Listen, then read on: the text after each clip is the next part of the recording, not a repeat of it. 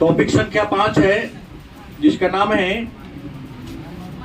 मांग की कीमत लोच।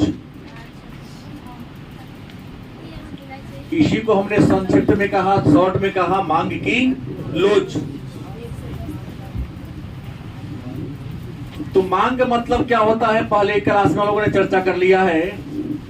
किसी वस्तु की चाह, किसी वस्तु की इच्छा को हम मांग कहते हैं, लेकिन ये तो हमने आसान शब्दों में कह दिया। मांग के 5 तत्व हैं, इसके बारे में पिछले क्लास में हमने कहा था। किसी वस्तु की इच्छा नहीं, उसे खरीदने की क्षमता और व्यय करने की तत्परता जब आपके अंदर हो जाएगी तो क्या कहलाएगा? नहीं तो हमने कहा था मांग, इच्छा और आवश्यकता में क्या है, अंतर है। गलत सही? एक भिखारी के लिए हवाई जहाज से यात्रा करना उसकी इच्छा कहलाएगी, उसकी मांग नहीं कहलाएगी, क्योंकि हवाई जहाज पर चढ़ने के लिए उसके पास पर्याप्त रुपया नहीं। एक कंजूस व्यक्ति के लिए नहीं, पैसा बहुत है लेकिन वह क्या है, कंजूस है, तो उसके लिए कृष्णा स्वीट्स में बैठकर खाना क्या कहलाएगा? इच्छा कहलाएगा, मांग नहीं कहलाएगा, क्योंकि पैसा ओकरा पास है लेकिन खर्चा करेगा ना है। 99 के चक्कर में कहीं कम हो गया तो हार्ट अटैक में चला जाएगा। तो सवाल है कि मांग की कीमत लोच। कीमत मतलब किसी वस्तु के महत्व के द्वारा तय होता है। हमने पिछले क्लास में कहा था किसी वस्तु की कीमत का मतलब क्या होता है? वस्तु का महत्व। कम महत्व की वस्तु होगी तो कीमत, ज्यादा महत्व की वस्तु होगा तो वस्तु का कीमत क्या होगा? लेकिन लोच का मतलब क्या होता है? तो आपको शायद पता है कि लोच का मतलब होता है झुकाव, या हम इसको परिवर्तन भी कह सकते हैं। लोच का मतलब परिवर्तन या झुकाव होता है। कोई दिक्कत? तो मांग की लोच से आप क्या समझते हैं? आपके मन में एक प्रश्न होगा कि सर मांग की लोच क्या है? 2 नंबर का प्रश्न कई बार पूछा गया है कि मांग की लोच क्या है, या मांग की लोच से आप क्या समझते हैं? तो लोच का मतलब क्या होता है? झुकाव, मतलब परिवर्तन। झुकाव या क्या होता है? परिवर्तन होता है। लेकिन मांग की लोच का मतलब, जैसे हमने पिछले क्लास में एक बात पढ़ा था मांग के नियम में, कि प्राइस यदि ऊपर होगा तो डिमांड क्या होगा, और अगर प्राइस नीचे होगा तो डिमांड क्या होगा। माने अन्य बातें समान रहे तो जब किसी वस्तु का कीमत ऊपर है माने क्या हो गया? ऊंचा हो गया। ऊपर है मतलब ऊंचा हो गया। जब किसी वस्तु का कीमत ऊंचा है माने ज्यादा है तो उस वस्तु का डिमांड माने डिमांड मतलब क्या होगा? कम होगा। लेकिन किसी वस्तु का कीमत नीचे है माने दाम, उसका डिमांड क्या होगा? मांग क्या होगा? लेकिन वस्तु की कीमत कम होने से डिमांड कितना ज्यादा है, या वस्तु का कीमत ज्यादा होने से डिमांड कितना कम है, इस बात की व्याख्या मांग का नियम नहीं किया। मांग का नियम तो यही बता दिया कि यदि अन्य बातें समान रहे तो बाजार में जैसे जैसे किसी वस्तु की कीमत कम होती जाती है उस वस्तु का डिमांड बढ़ता होता जाता है, और जैसे जैसे किसी वस्तु की कीमत बढ़ता जाता है उस वस्तु का डिमांड। लेकिन दाम बढ़ने से कीमत में कितना कमी आया, या दाम घटने से मांग में कितना, दाम बढ़ने से मांग कितना घटा, और दाम घटने से मांग कितना बढ़ा, इस बात की व्याख्या मांग का नियम। तो उसी बात की व्याख्या करने के लिए विद्वानों ने जिस नया नियम का प्रतिपादन किया, जिस नया नियम का विकास किया, उस नियम को कहते हैं मांग की लोच। का मतलब हुआ कि किसी वस्तु की कीमत में परिवर्तन होने से, मतलब क्या कहा, मांग की लोच का डेफिनेशन कैसे लिखेंगे कि लिखेंगे कि वस्तु के कीमत में परिवर्तन होने से वस्तु के डिमांड में कितना परिवर्तन हो रहा है, इसी परिवर्तन को दिखाने वाला जो नियम है, बताने वाला जो नियम है, उसी नियम को हम क्या कहते हैं, मांग की लोच या मांग की कीमत लोच के नाम से जानते हैं। बात समझ गए? मांग की लोच को परिभाषित करें तो वस्तु के कीमत में परिवर्तन से वस्तु के डिमांड में, मांग में जो परिवर्तन होता है, उसी परिवर्तन को दिखाने वाला या बताने वाला जो नियम है, उसी नियम को हम क्या कहते हैं, मांग की लोच के नाम से। इसको लिखने का तरीका क्या होगा, मांगी गई मात्रा में, मांगी गई मात्रा में अनुपातिक परिवर्तन, अनुपातिक परिवर्तन कहो तो चाहे प्रतिशत परिवर्तन कहो, दोनों में कोई अंतर बटा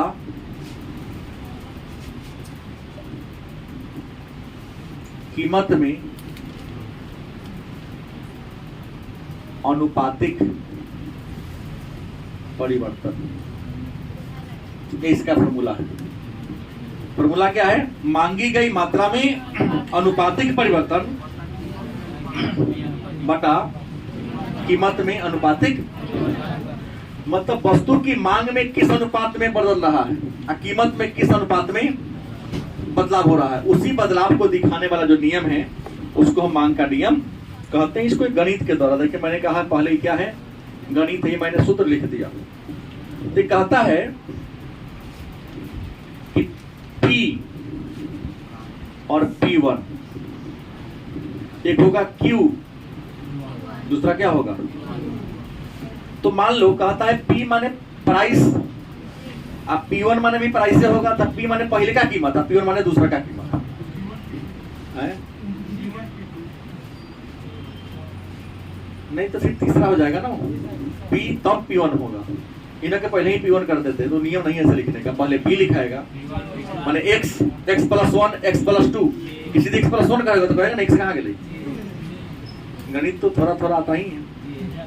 तो पहले क्या होगा, P माने किसी वस्तु के प्रारंभिक कीमत को और दूसरी कीमत घटने रहे बढ़ने वाला जो कीमत हो, उसको क्या कहेंगे, P1। तो कहता है कि वस्तु की प्रारंभिक कीमत P कितना थी, 5 रुपया। तो जब कीमत 5 रुपया थी तो वस्तु का डिमांड करता था 10 इकाई, कई इकाई। वस्तु का कीमत P1 घट गया, क्या होता है, कितना हो गया, 4 रुपया। तो डिमांड करके बढ़ा के क्या कर दिया, 15 इकाई। तब मांग की लोच निकाली। प्रश्न दे देगा यहाँ 2 नंबर का प्रश्न। एक उपभोक्ता जब वस्तु का कीमत 5 रुपया होता है तो वस्तु के 10 इकाई का डिमांड करता है, वस्तु का कीमत घटकर 5 रुपया से, अब इसको हम लंबा ना लेके शॉर्टकट में लिख दिए हैं। मतलब एक उपभोक्ता बाजार में जाता है तो प्रारंभ में वस्तु की कीमत कितना होती है, तो जब 5 रुपया कीमत होता है तो वस्तु का डिमांड कितना करता है।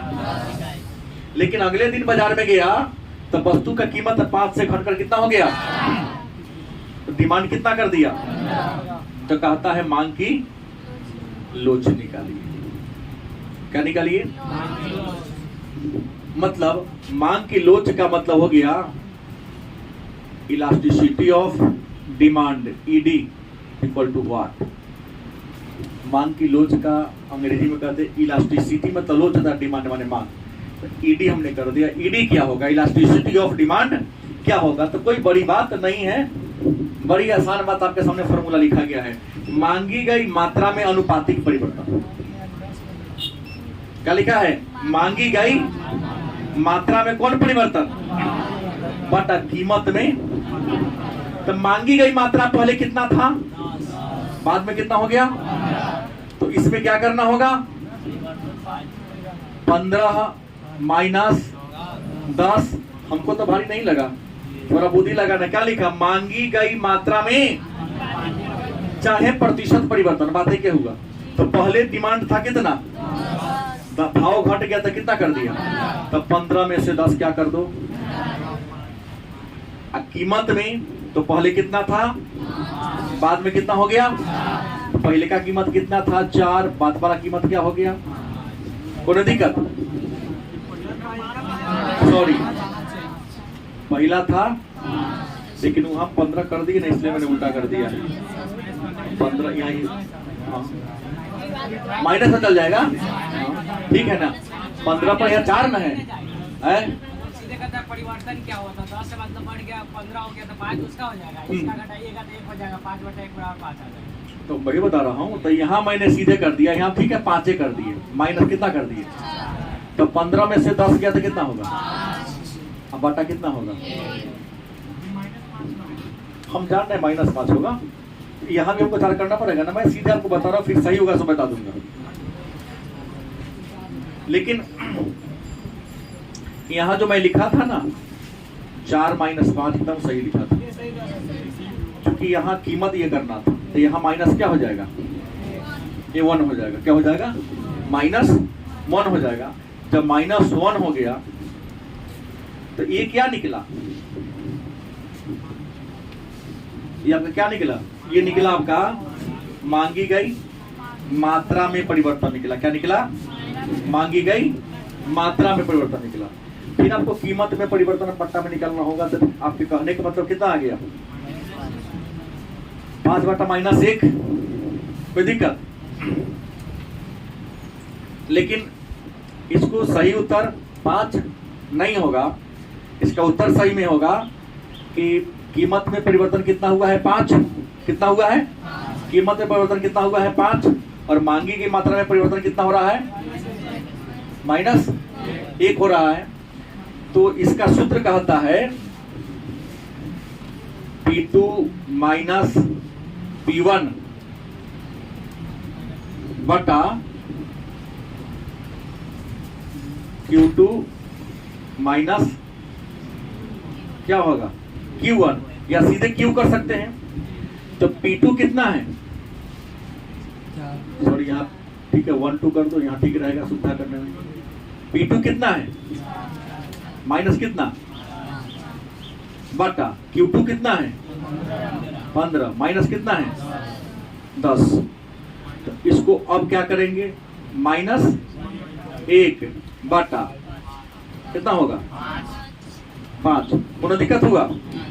तो ये तो निकल गया आपका किसमें परिवर्तन, हाँ। अब कहता है तो मांग में परिवर्तन आपको निकालना होगा। तो यहां देखना होगा डेल्टा Q बटा Q1 और डेल्टा P बटा P1 निकालना पड़ेगा, या Q1 Q2 जो भी आप निकाल दीजिए। तो यहाँ कीमत में बदलाव कितना हुआ है, डिमांड में बदलाव कितना हुआ है, मांगी की मात्रा है तो 5 हुआ। अब प्रारंभिक कितना था 10। देखिए ना, मांगी की मात्रा में कितना बदलाव हुआ है, तो प्रतिशत में चेंज करना होगा। तो 10 में तो करना होगा 5 से 10 प्रारंभिक को भाग देना पड़ेगा। अब बटा यहाँ बदलाव कितना हो गया, तो 1/5 था ना, यहाँ पर 1/, कितना था, माइनस तो रहबे करेगा, माइनस तो रहेगा ही। अब यहाँ इसको करना क्या होगा, तो ये तो 5/10 रहबे करेगा कि ना रहेगा। एक गुना कर देंगे, 5 क्या हो जाएगा 1 हो जाएगा कि ना होगा। माइनस में लिख रहा हूं, मैंने कहा ऑलरेडी यहाँ पर माइनस है ये, तो ऐसे होगा कि नहीं होगा। कुछ लोग नहीं समझे हैं, रंजन भी नहीं समझा है। हमने यहाँ क्यों लिखा परिभाषा क्या, मांगी गई मात्रा में अनुपातिक परिवर्तन। सर मांगी गई मात्रा में अनुपातिक परिवर्तन -5 हो गया।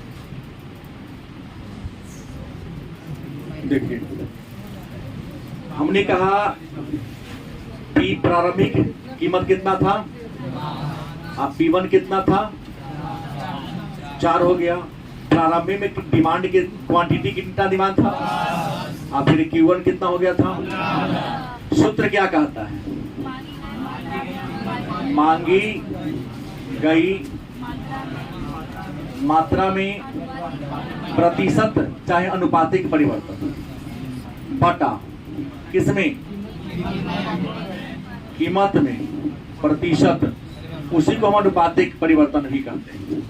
तो मांगी गई मात्रा में परिवर्तन निकालने का सीधा गणित वाला फुला पड़ाओ, बुद्धि नहीं लगाते। तो क्या होगा, 15 माइनस 10 बटा 10 बटा, और चलेगा न कहां से आता है, तो दूसरी कीमत माइनस पहली कीमत, दूसरी डिमांड वही, मतलब पहला निकाल, प्रतिशत निकाल के ही करना ही होगा है?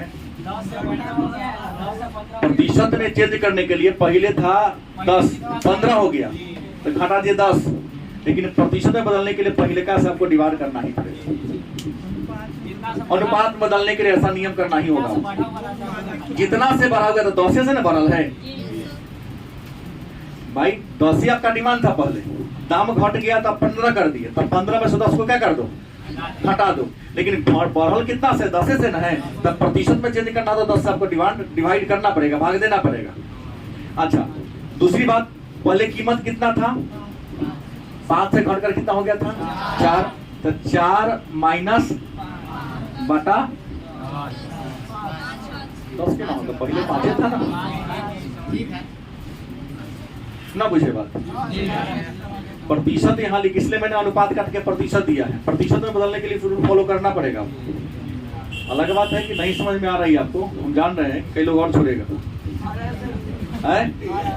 आ रहा, अब आ रहा है तो इसको आप और क्या लिख सकते हैं, 5 बटा -1 बाई आएगा। इसी को करेंगे तो 5 बटा 10 रहेगा, ठीक है। इसको जब ऊपर लाएंगे तो गुने 5 बटा -1 हो जाएगा, तो 2 बचे कितना हो गया, तो आ गया 5 बटा -2 आ गया, तो बराबर 2 दशमलव माइनस होगा, आंसर होगा। मान की रोज कितनी होगी, ये हालांकि ये तरीका और आसान होगा, डेल्टा फिल्टा करने से अच्छा कि नहीं तो वो हम तो डायरेक्ट सीधा फार्मूला पर लेके जा रहे ताकि फार्मूला भी समझिए, लेकिन हमको लगता है फार्मूला समझने में हम सक्षम, हमको तो ये आसान लगा, रख के कैलकुलेशन करेगा।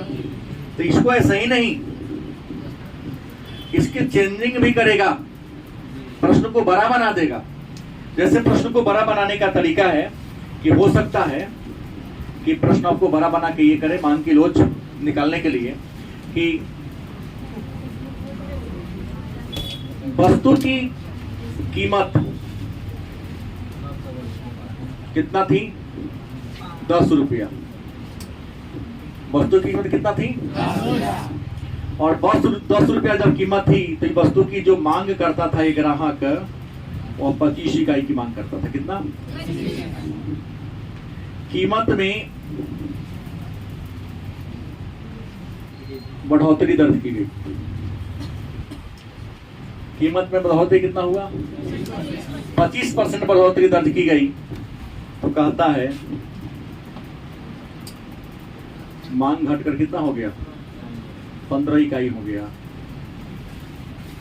तो मांग की लोच क्या होगी भाई, ऐसे भी कर सकता है। तो इसमें एक लाइन और आपका बढ़ेगा, पहले तो आपको पहला कीमत दिया है, दूसरा कीमत नहीं दिया, सीधे कदे बढ़ गया, तो 10 रुपया का 25% आपको निकालना होगा। तो आपको यहाँ पता है कि आपका P1 कितना है, 10, आप Q1 कितना है, नहीं भाई, हाँ ठीक है 25 इकाई। तो आपको P1 निकालना पड़ेगा हर स्थिति में। तो निकालना बड़ी आसान है, 10 का 25 बटा 100, 1 0 से 1 0, 2 बचे 10, 5 बचे 2.5। तो यहाँ P2 कितना हो गया, 10 प्लस 2.5 बराबर क्या हो गया, 12। अब ये निकाल के तब ना फिर फॉर्मूला पर जारी करेंगे। तो यहाँ आपका Q2 कितना हो जा रहा है, Q1 कितना हो जा रहा है, दाम बढ़ेगा तो डिमांड घटवे करेगा। अब कहता है ईडी निकालना है, मांग की लोच निकालना है। तो मांग का लोच क्या है, मांगी गई मात्रा में परिवर्तन। तो मांगी गई मात्रा में परिवर्तन क्या है, 15, पहले कितना था 25 इकाई, बाद में कितना हो गया 15 हो गया, तो कितना माइनस 25 माइनस 10 सॉरी 15 सॉरी बटा प्रारंभिक कितना है 25। प्रारंभिक से ना करना, दूसरे से क्या मतलब है आपको, प्रारंभिक कितना है आपका 25 है ना, तो बदलाव यहाँ हो गया, यहाँ प्रारंभिक किए हैं, पुनः यहाँ आप इसको क्या करेंगे कीमत में प्रतिशत परिवर्तन, तो कीमत में बदलाव क्या हो रहा था, पहले कीमत कितना था बाद में कितना हो गया 12.5। अच्छा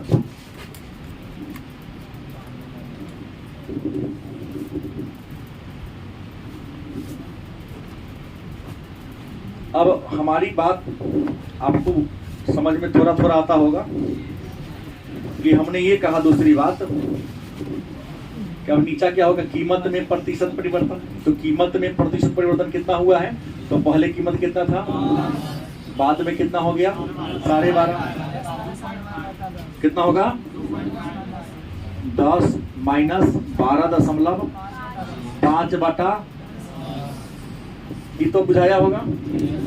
अब इसका आप घटा दीजिए, 25 माइनस 15 बराबर क्या होगा 10 बटा 25 बटा माइनस 2.5 बाई 10, और क्या हो सकता है 10 बटा 25 गुने 10 बटा माइनस 2.5, इस एक जीरो को हटा के यहाँ एक जीरो बढ़ा दे, बढ़ा सकता हूँ, ये आप लोगों को पता है।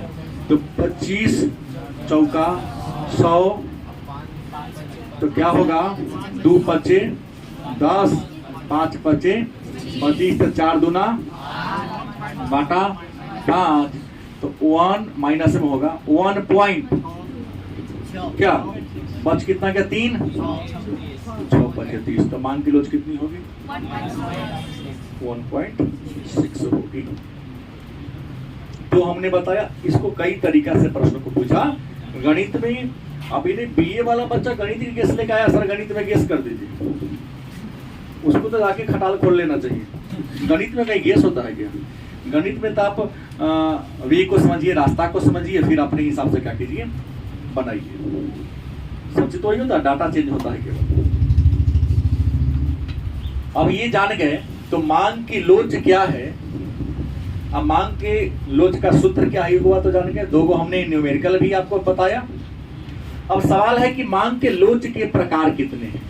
तो मांग के लोच के प्रकार को पढ़ने से पहले हमें एक बात जानना है कि मांग की लोच किस पर निर्भर करती है। प्रश्न करेगा मांग की लोच किस बात पर निर्भर करती है।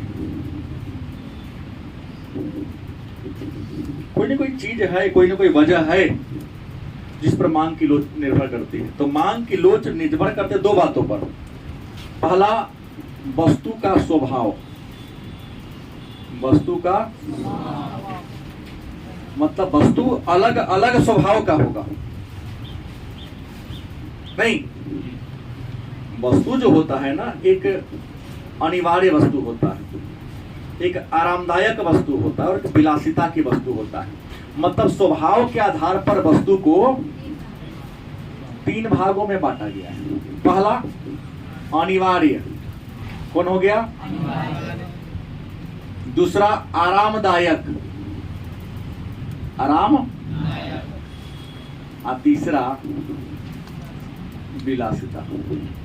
मतलब मांग की लोच निर्भर करती है कितने बातों पर, गलत, दो बातों पर। पहला क्या है, वस्तु का, और दूसरा कहता है वस्तु पर पड़ने वाला दबाव, वस्तु पर पड़ने वाला दबाव माने प्रभाव। इन दो बातों पर मांग की लोच क्या करती है, निर्भर करती है।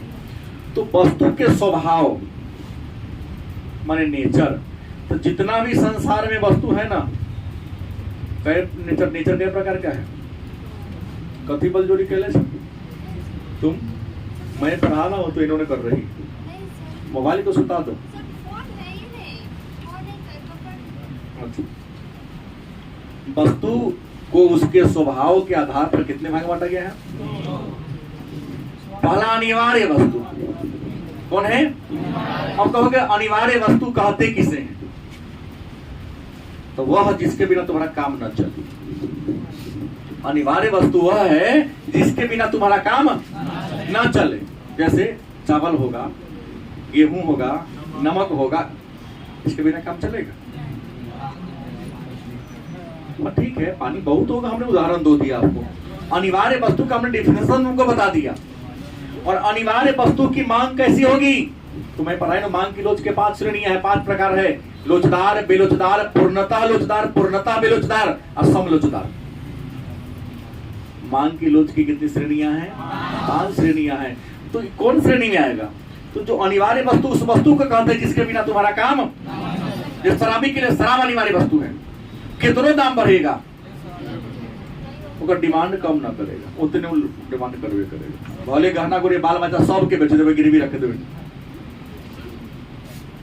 ज्वेलरी नर्सरी पर नियम लागू। तो जीवन में आगे बढ़ता ज्वेलरी नर्सरी से सावधान रहो। कोट बाजार में ही नहीं, अपने पत्नी को हार गया, जो जीता ले चले गया। चल हाँ, जीत तो हमारी पत्नी असर हो गई। कहानी 5 साल पहले की कहानी, पहली बार सुना तो पहली बार तो सियाने हम गाया। कोट बाजार की कहानी, दोनों दोस्त था, लेकिन जाके मिला उसके पत्नी से, उसने कहा कि कुछ ऐसा होगा नहीं, इसको जुआ छुड़ाने के लिए मंत्र है, चल तो हो रही रखा 8-10 दिन। फिर जाके ये हुआ, क्रिया खेवा एक आदमी जुआ ना खोलेंगे तब तुम पत्नी को वापस कर देंगे। फिर वो वापस कर दे। जिंदा इंसान है अभी, जीतने वाला भी हारने वाला है।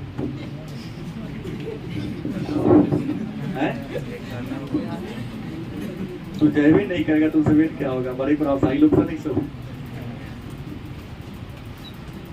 तो मैंने ये कहा कि अनिवार्य वस्तु का मतलब समझ गए ना। नमक 5000 रुपए किलो हो जाएगा, अगर नमक खाना छोड़ दीजिएगा। बीमार के लिए अनिवार्य वस्तु उसकी दवा है। कोरोना काल में अरे ऑक्सीजन का पेड़ लगाओ, मंगनीय में मिलता है। ऐसा हत्यारा हम लोग हैं कि पेड़ को दनादन अपने लाभ के लिए काट रहे हैं। कोरोना काल में घटे क्या कभी ऑक्सीजन नहीं, 60 रुपया में मिलने वाला ऑक्सीजन 60,000 में बिका है। अनिवार्य वस्तु उसके लिए हो गया ना। उस समय नहीं देगा तो मर ही जाएगा। तो कीमत कितना बढ़ाएगा? मांग का नियम तो कहता है कि कीमत बढ़ेगा तो मांग का घटाओगे ना। लेकिन बीमार कीमत कितना बढ़ेगा तो डिमांड में कमी, क्योंकि नहीं डिमांड करेगा, नहीं खरीदेगा तो क्या हो जाएगा? मर जाएगा। क्या लगन में दूध का कीमत बढ़ जाता है, गाड़ी का भाड़ा बढ़ जाता है, बाजा वाला का बढ़ जाता है। दूसरा कौन है? आरामदायक वस्तु। उस वस्तु को कहते हैं जब आप पेट से ऊपर हो जाते हैं। लकड़ी वाला कुर्सी बैठते हो तो ऊपर गदा लगा दो, शरीर को थोड़ा आराम प्रदान करने वाली वस्तु को क्या कहते हैं? हम लोग पर उस समय फैन नहीं था। आप लोग तैयार देर रहते हैं, भरे घर में लाइन कट जाए तो चलेगा, लेकिन कोचिंग में लाइन कटेगा ना, बाप रे बाप, सर जी बार लगता है कि पापा जी तो एसी घर में लगा देते हैं, बिना एसी के जगते बैठते हैं। नहीं, कुछ लोग हैं आते आते तैयार देर बंद किए, नहीं सर बर्दाश्त होने वाला नहीं। जबकि ये लोग जानता है इन लोग के पास हवा था, हमारे पास कभी पंखा नहीं था। ये तो अजमल ही सब जबरदस्ती पंखा लगाया, यहाँ लगाया ना, दो को पंखा ऐसा ठोका। पिछले साल से ही नहीं तो मैं अपने ऊपर पंखा नहीं लगाता। अरे बुलेट इंजन है, जितना करवाएगा उतना तेज चलेगा, शरीर को आराम करेंगे और नहीं चलेगा, सुस्त हो जाएगा। लेकिन सामने वाला आप लोग जो अति है सो वैलेंटीना है सो मोटका चावल के भात खाने वाले हम लोग आदमी हैं, और आप लोग पॉलिश वाला चावल खाते हैं। दोनों में अंतर है ना। तो पॉलिश वाला बॉडी हो गया है। आरामदायक वस्तु जो आपके बॉडी को आराम प्रदान करता है। अब विलासिता के लिए सब तक कारे, अब BMW विलासिता वाला हो गया, बहुत पैसा हो गया, तब BMW का डिमांड होगा। कौन है? और हार नाम नहीं सुना होगा।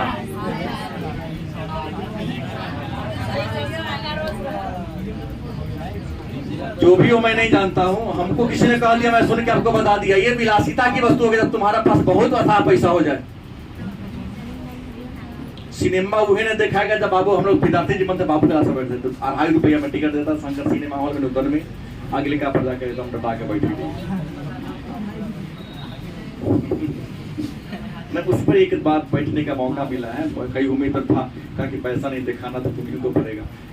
पहले 40% फ्री मिल जाता था, विद्यार्थी कार्ड था, नहीं तो 5 रुपया 7 रुपया उसका कीमत था, उसमें आधा माफ कर देता, 3.5 रुपया लगता था।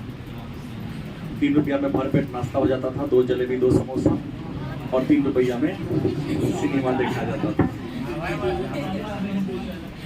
ये तुम्हारी गलती है, तुम बाद में जन्म लिया, हमारी कोई गलती है नहीं। उसमें दिन बहुत लग गया, ठीक बात है ना। और आज देखो 12 रुपए में समोसा दे रहा है। क्वालिटी को ऐसी नहीं जैसे कि उस समय थी। अब उसी में सिनेमा बाबू क्लास में बैठ के देखो, तब चाहे बॉक्स में जाके तो वो तो नहीं दिखाएगा ना, लेकिन नीचा वाला बाबू क्लास में पसीना झेल रहे हैं, ऊपर पंखा है। आज जहाँ बॉक्स में आप बैठ के देखते हैं 30 रुपया लगता था उस समय, थोड़ा अपनापन हो गया तो 5 रुपया कम देगा तो चलेगा। गद्देदार चेयर लगा हुआ था, गलत कि सही? गर्दन पे नहीं, यहाँ पर 90 डिग्री पर गर्दन है, वहां देख रहे हैं आराम से, गलत कि सही? इस समय बेंच भीड़ चलने लगा था, बेंच पेन सब घुसा देता था, वहां बेंच पेन घुसाने का हिसाब नहीं है। पहले के समय में इटालियन सैलून में लोग बाल कटवाता था। इटालियन मतलब ईटा पर बैठा के, बेटल मतलब पीठा पर बैठा के। अब आपके सर में स्वर्ग बना हुआ है, जहाँ एयर कंडीशन लगा हुआ, दाढ़ी वही बनाएगा, ब्लेड से न बनाएगा, थोड़ी नहीं। 100 रुपए तो सोना का ब्लेड से बनाता होगा,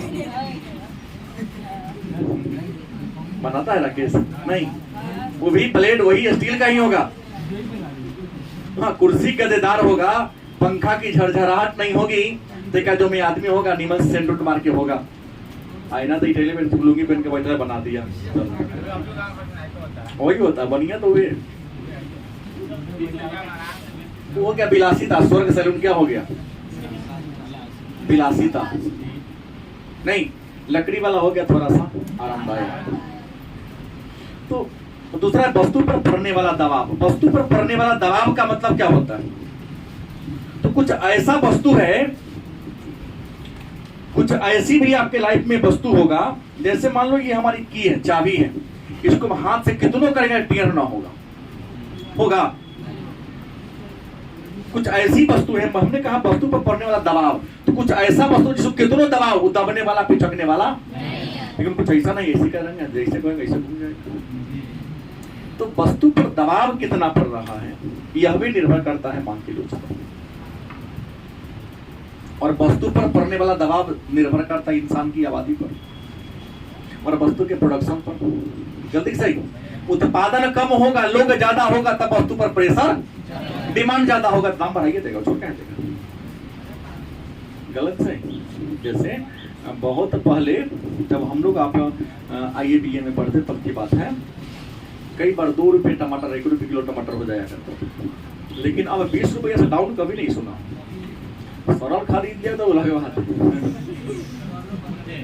घिउरा 1.5 रुपये 2 रुपए किलो हो जाया करता था, 20 रुपये से कम, 15 रुपए से कम कभी नहीं हो रहा है। मतलब इसके पीछे की रीजन क्या है? बेच दीजिए उसको।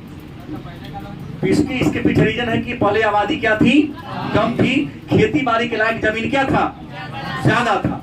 आज आबादी बढ़ रहे हैं और खेती बाड़ी लायक जो जमीन था वो सिकुड़ रहा है, क्योंकि खेती बाड़ी लायक जमीन वहां घर बनता जा रहा है, लोगों के लिए कारखाना बनते जा रहे हैं, सड़क बनते जा रहे हैं। तो वस्तु पर पड़ने वाला दबाव भी मांग की लोच निर्भर करती है। अब सवाल है, तो मांग के लोच के प्रकार कितने हैं?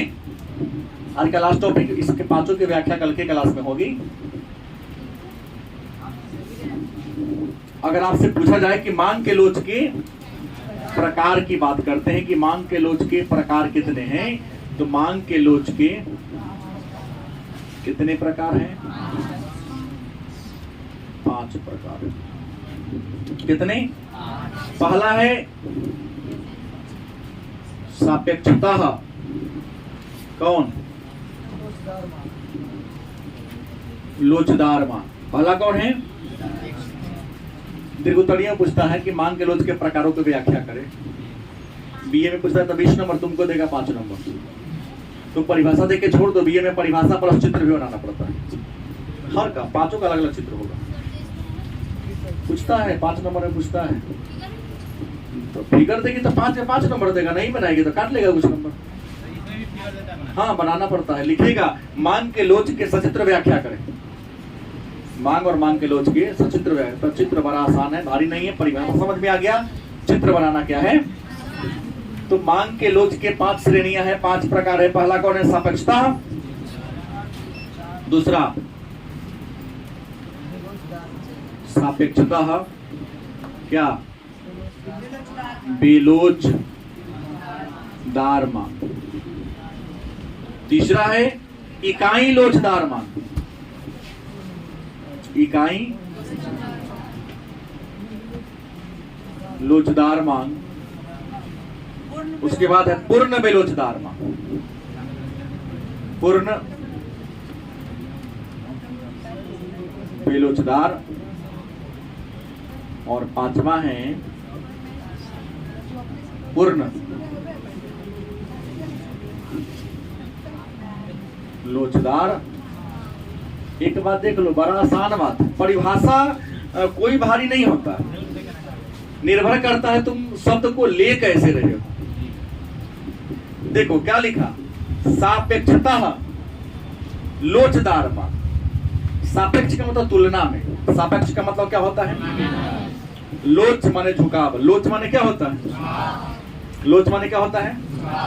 कहता है कि सापेक्षता माने जिस अनुपात में कीमत घटे चाहे कीमत बढ़े, वही अनुपात में, उसी के तुलना में मांग में भी परिवर्तन हो। सापेक्षता क्या होगा? सापेक्षता बेलोच। बेलोच माने बे माने बिना लोच, भला बिना झुकने वाले। मैंने लोहा का चाबी में दिखाया। कुछ भी करो, जितना अनुपात में कीमत घटे या बढ़ रहा है उस अनुपात में नहीं, थोड़ा आगे पीछे करके होगा, क्योंकि बेलोच का चीज है। इकाई लोचदार मांग। जय रुपया दाम, जितना प्रतिशत दाम घटा उतना ही % मांग बढ़ा। नहीं, पूर्ण बेलोचदार मांग। कुछ भी करो, दाम 1000 रुपये से 1 रुपया हो जाए, जितना डिमांड करते उतना ही करते रहेंगे। सब तुम्हारे तरह नहीं होगा राकेश। 50 रुपये लीटर दूध है तो यार 250 ग्राम लेता है। नमक का कीमत अभी 25 या 30 रुपए केजी है, 28 रुपए केजी है। महीना में आप 1 किलो खाते हैं। अगर 100 रुपए किलो हो जाएगा तो फिर भी आपके घर में अमीर हो या गरीब 1 किलो ही यूज होगा। ऐसा नहीं कि फ्री हो जाएगा नमक 5 किलो खाना शुरू कर देंगे, नहीं।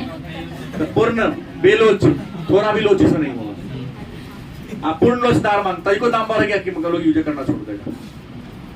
तुम लोग के जन्म के पहले की कहानी है। मैं बोला अटल बिहारी वाजपेयी भारत के प्रधानमंत्री थे, 1998-99 की कहानी। किसी का जन्म तुम में से नहीं हुआ, तब की बात बोल रहा हूँ। प्याज हो गया था मोटा मोटी 200 रुपये किलो लगभग। इतनी महंगाई हो गई थी। बड़े बड़े स्टॉकिस्ट जो थे आलू प्याज के गद्दी वाले, उनके यहाँ भी 1 से 2 बोरा रहा करता था। लोग 100 ग्राम प्याज खरीदता था। एक प्याज को काट के वो धनी वनी लोग खरीदता था। आमद क्या होगा, वो लोग विद्यार्थी थे, प्याज वो खरीदते तो 8 दिन काम चला दिखा दिए कढ़ाई के साथ। कढ़ाई देख ले ना, प्याज रख ले। सलाद में अगर प्याज कटेगा तो लगेगा ना, नहीं तो आदमी देखा है पैसा वाला। लहसुन भी हो गया था 200 से पार हो गया था। लोग एक उनको डेयरी पूछते हैं ना, लहसुन खरीदता छोरा छोरा के। अभी तो 100 रुपये में 4 किलो दे रहा है। तो मान लिया कि प्याज का कीमत बढ़ जाए, पूर्ण लोचदार मांग, लहसुन का कीमत बढ़ जाए, तो क्या बिना प्याज लहसुन के सब्जी ना बनेगा? डिमांडे करना छोड़ देगा। जब वस्तु का कीमत ज्यादा बढ़ जाए तो लोग डिमांड करना क्या करते हैं? पूर्ण लोचदार मांग। दाम करेगा तो यूज करेंगे, और दाम बढ़ जाएगा तो यूज। ऐसा वस्तु होगा उसको पूर्ण लोचदार, झुकने वाला, छोड़ देंगे। लेकिन नमक क्या है? बेरोजगार वस्तु है। कैसी वस्तु है? दाम घटे बढ़े लेकिन जितना यूज करते थे, ऐसा ना कि फ्री हो जाएगा तो खाली नमके खा के पेट भर लेंगे, ऐसा होगा नहीं। लेकिन इन पांचों की पूर्ण परिभाषा के तरह व्याख्या कल के क्लास में करेंगे, कहेंगे तो गणित भी बता दूंगा। और लेकिन इस पांचों में से पांचों गणित बनवे करता है।